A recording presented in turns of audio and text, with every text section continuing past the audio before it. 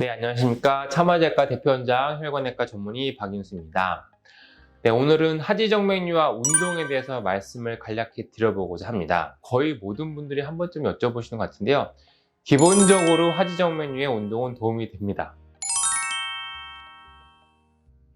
네, 딱 콕 집어서 어떤 운동이 제일 좋다라고 말하는 건 무리가 있겠지만 기본적으로 수영이나 자전거처럼 많이 서 있지 않은 운동을 권해드리고요. 바닥에 누워서 하는 거, 요가나 필라테스처럼 하체의 중력에 영향을 받지 않는 운동을 하는 것을 보통 권해드립니다. 네, 다들 잘 아시겠지만 많이 오랫동안 서서 일하는 분들한테 하지정맥류가 잘 생긴다는 얘기를 많이 하는데요. 정맥류는 심장으로 되돌아 올라가야 되는 혈액이 잘 올라가지 못하고 다시 아래쪽으로 하체 쪽으로 혈액이 쏠리기 때문에 피가 고이면서 진행이 되는 질환이 되겠습니다. 우리가 운동 막 하고 나면 혈관이 우리가 이제 펌핑 된다고 보통 표현들을 하시는 것 같은데 혈관이 이제 늘어나게 되죠. 그런 것처럼 하체 혈관도 확장이 될 수가 있습니다. 근데 하지정맥류라고 하는 질환 자체가 혈관이 확장이 되는 병이기 때문에 앞서 말씀드린 것처럼 오랫동안 서서 하체에 힘이 막 들어가서 혈관이 확장이 되는 그런 반복이 되는 운동을 하는 것은 안 좋을 수가 있습니다.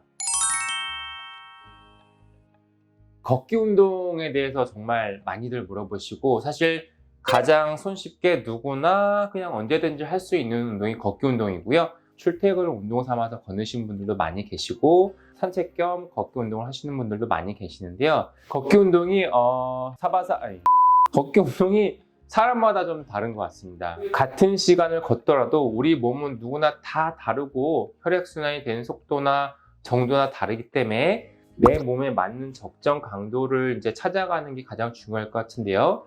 이것을 판단하는 기준은 내가 어떻게 느끼느냐를 생각하면 될 것 같습니다. 무슨 말이냐면 내가 걷기 운동을 15분에서 20분 정도 했는데 아무 문제가 없다. 오히려 혈액순환이 잘 되는 것 같고 다리의 피로감도 개선이 되고 오히려 좀 걸어주고 나면 다리 부종도 덜한 것 같다. 그러면 그 정도의 운동은 지속을 쭉 하시는 게 맞고요. 한편 내가 한 2, 30분 정도는 운동하고 나면 몸도 개운하고 다리도 가뿐한데 이게 한 50분에서 1시간을 걷게 되면 그러고 나면 집에 와서 저녁에 다리가 뭔가 묵지근하고 다음날 아침에 발바닥도 좀 아픈 것 같고 다리도 붓는 것 같다. 확실히 조금 더 피로감이나 팽만감이나 불편감이 있다 하시면 적정 수준을 넘어간 거라고 생각을 하시면 될 것 같습니다. 기본적으로 가벼운 걷기 운동은 도움이 될 수가 있지만 내가 몇 분 이상 또는 어느 정도의 조금 파워워킹을 하신다거나 조금 세게 걷거나 어느 정도 이상의 운동량을 걸었더니 불편하다고 하시면 그 수준까지는 안 가시는 게 맞습니다. 네, 상체 운동 같은 경우는 당연히 아무런 연관이 없을 것 같습니다. 다만 스쿼트나 런지 같은 운동을 좀 과하게 갑자기 단기간에 세게 하체 운동을 하는 경우에는 문제가 될 수가 있고요. 실제로 많은 분들이 최근에 갑자기 한두 달 사이에 다리가 아프기 시작을 해서 병원에 왔어요 라고 하시는 분들 중에 특히 이제 젊은 분들 중에 PT를 끊고 운동을 막 시작한 경우에 생각해보니 운동을 한 시점부터 다리가 확실히 더 아프고 좀 붓고 묵직한 통증이 생겨요 하는 분들이 은근히 있습니다. 그래서 그런 분들은 이게 운동이 뭔가 과부하 걸리면서 정맥류 증상이 심해진 거기 때문에 내가 다리가 안 아플 정도로만 줄여서 운동을 약하게 또는 저강도 고반복으로 바꾸거나 하체 운동의 비율을 줄이거나 해서 그런 불편감이 없는 선까지로 조절을 하는 게 좋겠습니다. 그래서 운동의 양을 점점 늘려가면 결국엔 할 수 있으니까 처음부터 너무 욕심내서 무리하지 마시고 서서히 단계를 밟아가면서 하체에 증상이 없는 선을 찾아가면서 운동을 하는 것이 포인트가 되겠습니다. 하나만 꼽으라면 그냥 무조건 수영인 것 같습니다. 수영은 일단은 누워서 다리를 평행하게 들고 하는 운동이기 때문에 하체에 피가 쏠리지 않고요. 그 다음에 물속에서는 또 수압이랑 부력 때문에 다리를 눌러주는 효과이기 때문에 하체 혈류가 고일 일이 훨씬 더 줄겠죠. 그래서 부종이 있는 분들이 수영하고 나서 다리가 붓는다는 분들은 아직까지 2만 명 중에 1명도 못 봤습니다. 그래서 한 가지만 꼽으라면 그 다음에 내가 조금 뭔가 하지정맥류 관리력에서 앞으로 운동을 좀 해보려고 한다 싶으시면 수영을 권해드립니다. 네, 맨날 운동하라고 말은 하는데 이제 제가 운동을 정말 하는지 궁금하실 텐데 저는 운동 엄청 합니다. 저는 트라이애슬론 철인 3종 운동을 즐기고 있고요.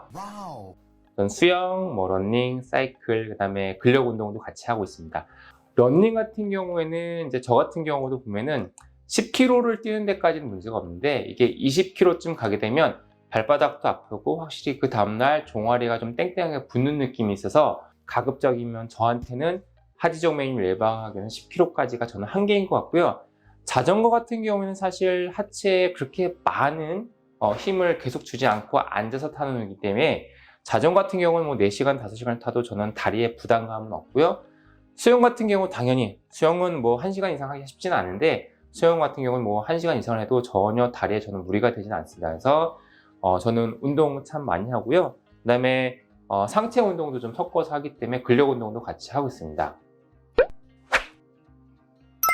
네, 오늘은 하지적 메뉴와 운동에 대해서 말씀드렸는데 정리를 드리면 일단 운동은 하는 게 맞고요. 다만 어떤 운동을 얼마나 할지는 사람마다 다릅니다. 어떻게 하냐?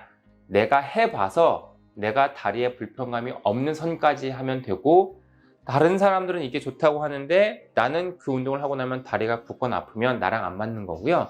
다른 사람은 불편하다고 하더라도 나는 그 운동을 하면 다리가 개운하고 불편함이 없으면 운동을 하셔도 됩니다.